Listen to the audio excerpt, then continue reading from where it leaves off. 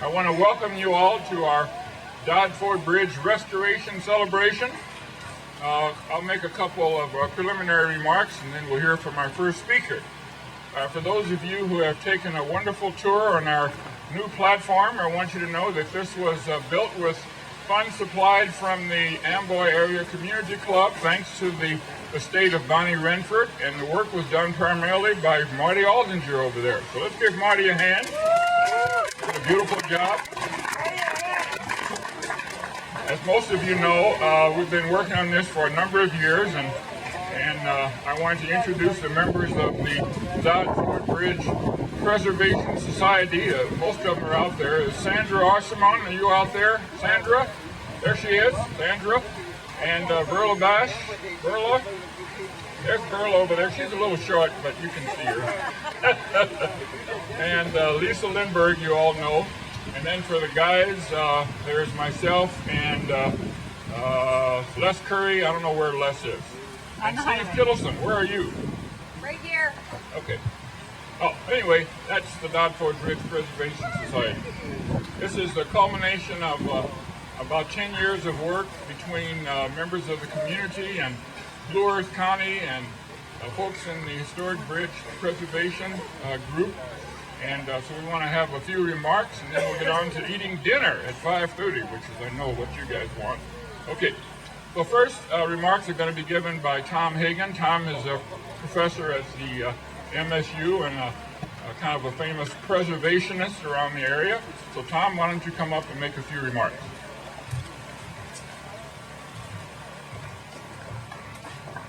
Yay!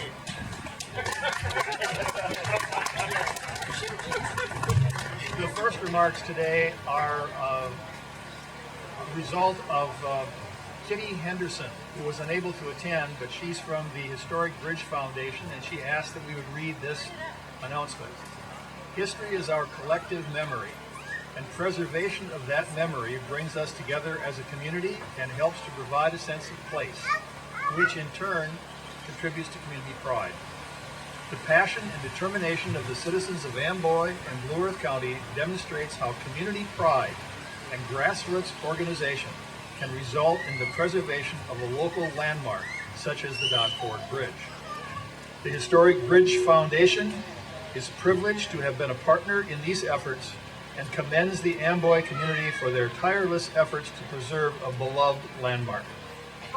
The Historic Bridge Foundation would like to present the Dodd Ford Preservation Society with a check for $500 to purchase a National Register commemorative plaque for the Dodd Ford Bridge, which was listed in the National Register of Historic Places on December 9, 2009. So thank you to the Historic Bridge Foundation.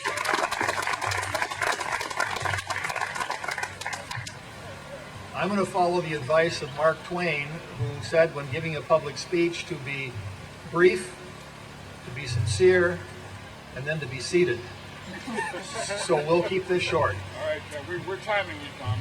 First, thanks to Lisa and Steve and the other dedicated citizens of Amboy who saw this difficult project to completion.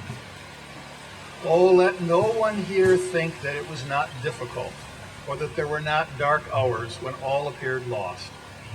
There were long hours of struggle against people and groups who had no vision. But what a vision today. I'm going to give you a gift of 2 quotes that you should copy and fold up and keep close to your hearts forever. The first is from novelist Tracy Kidder. He writes, "Old buildings and old bridges, old functioning downtowns, allow you to imagine the place without yourself in it. They remind you that others have been there before you and that others will probably be there when you are gone. And in this way, a place with a feeling of history suggests that what you do there may actually make a difference. Places that call themselves communities should think hard before building new things, and harder still before demolishing old ones." And finally, advice for the future of this bridge from John Ruskin. "Watch an old structure with anxious care.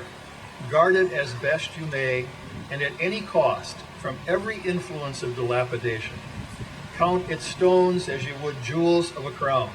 Set watches about it as if it were at the gates of a besieged city. Bind it together with iron where it loosens. Stay it with timbers where it declines. Do not care about the unsightliness of the aid, better a crutch than a lost limb. And do this tenderly and reverently and continually, and many a generation will still be born and pass away in its shadow. I congratulate all who have had a hand in this resurrection for your vision, determination, persistence, and hard-won success.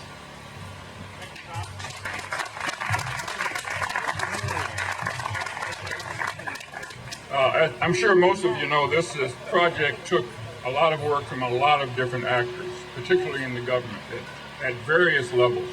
But the primary actor was, government actor was Blue Earth County. So I've asked our Blue Earth County Commissioner, Will Purpose, to make a few remarks.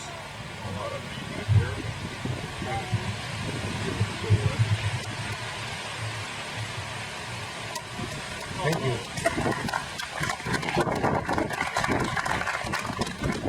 When I came on the county board 10 years ago, the first call I got was from County Engineer Al Forsberg. And he said, we've got this old bridge down by Amboy that we have to decide what we're going to do with it. I said, well, how hard can that be? Well, it took us 10 years, but here we are today. When I spent a lot of time down here. I talked to the community. Everybody in the community had an opinion on it. Not everyone had the same opinion, but when we were all said and done, we came up with a beautiful bridge that we have today that's capable of handling traffic, farm-to-market traffic, plus we have preserved this beautiful old bridge.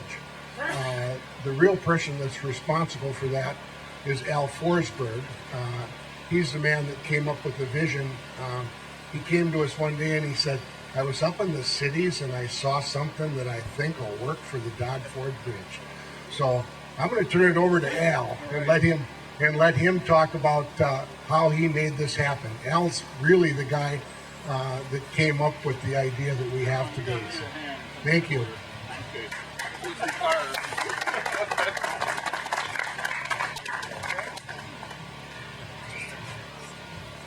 Well, I will be brief also, and I would like to thank you folks for the invitation to come to the celebration today.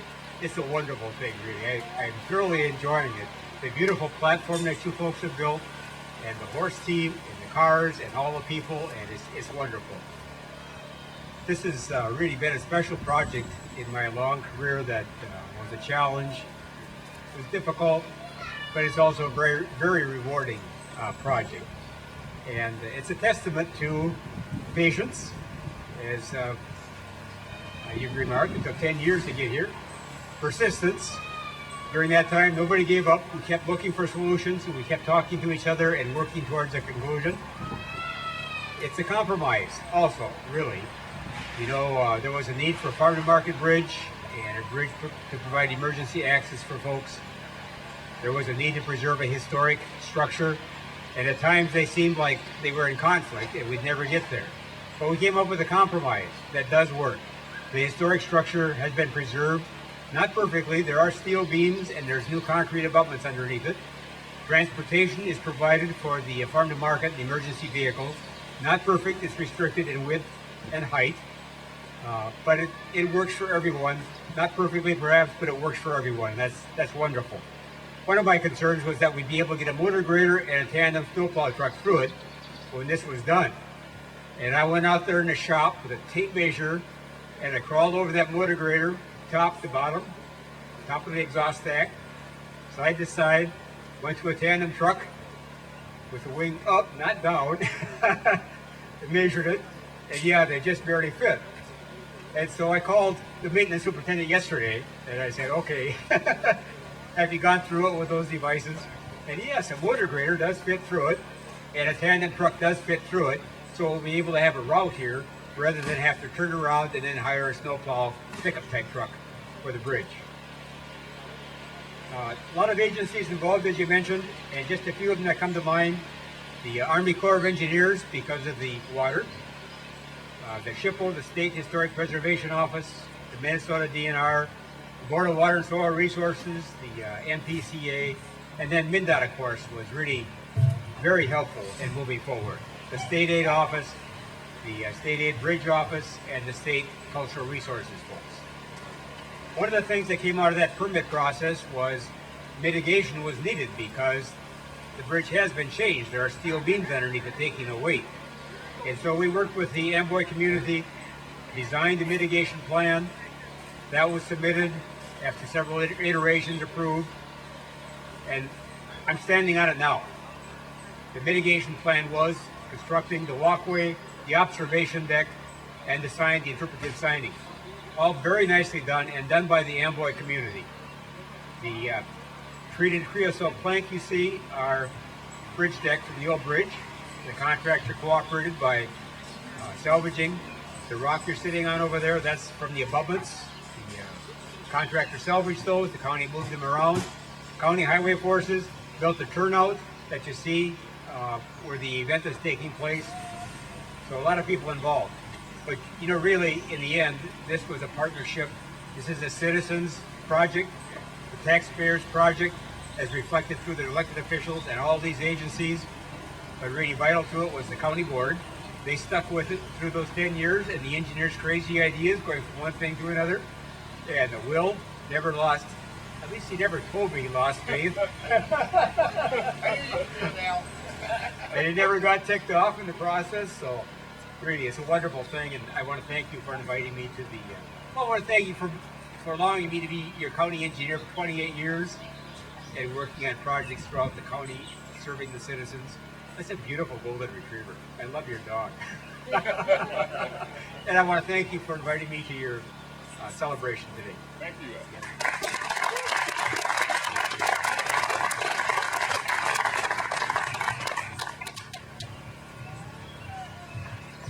I thought about renaming the bridge the Al Forsberg Memorial Bridge, but I thought that was a little much.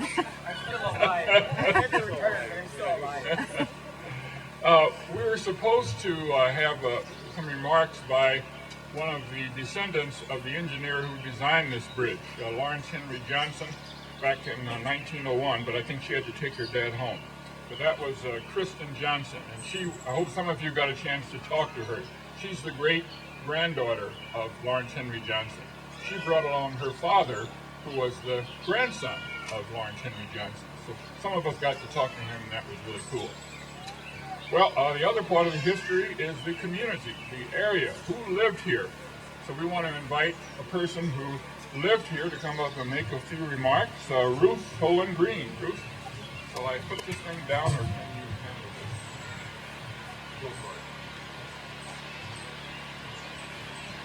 Yes, I grew up right here on this farm and walked to school over the bridge every day.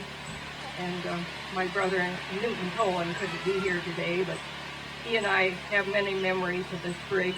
We used to ride our ponies over it, and well, he rode his pony over it. Mine would walk when she came to the bridge, so I had to get off and lead her over it. But anyway, I wanted to tell you a little bit about my great-grandfather, Thomas Dodd, for whom the bridge was named. You may wonder, why is this called the Dodd Ford Bridge? And he was a teacher in New York City when he got the urge to come west. Well, he and his family came first to Wisconsin, where they took land, then they went to Missouri, then they went to Illinois, and in 1863, they came in a covered wagon to Minnesota and took a farm near here. And Thomas was a teacher, he was a carpenter, he was a farmer, but his first love was doing Christian work as a circuit rider for the Presbyterian Church. He was known as a Sunday school missionary, and he would distribute Bibles and start Sunday schools over a very wide area.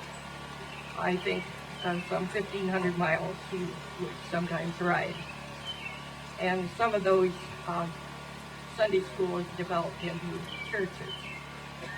And the place where he most often crossed the river was this spot, which came to be known as the Dodd Ford. He would drive his wagon or a buggy or just ride his horse through the river. And some of you remember my mother, Bessie Lovell Tolan, who wrote a book about this family called A Minnesota Pioneer. And I want to just read a paragraph from that book where she tells about coming across the river before there was a bridge. She was just a tiny little girl then. Thomas Dodd had become involved in church work in Amboy and taught the men's Bible class. Little Bessie often went to church with him.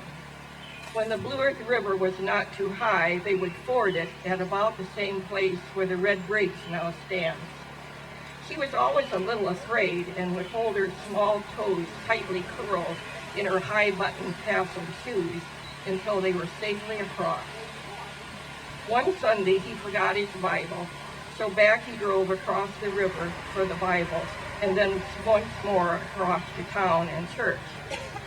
Bessie's toes were quite tired and worn out by the time they had made the third crossing. So it was indeed a wonderful thing when this bridge was built. Imagine having to drive through the river. And now they could cross it safely and easily. And it was a blessing not only to my family, but to the whole community.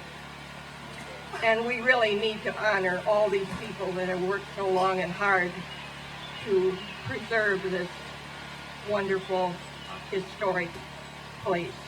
And Bessie, I know my mother would be very, very happy about this. And I too feel very pleased, and not only that it has been preserved as a landmark, but that it remains a useful part of the community that can be used as it was first intended.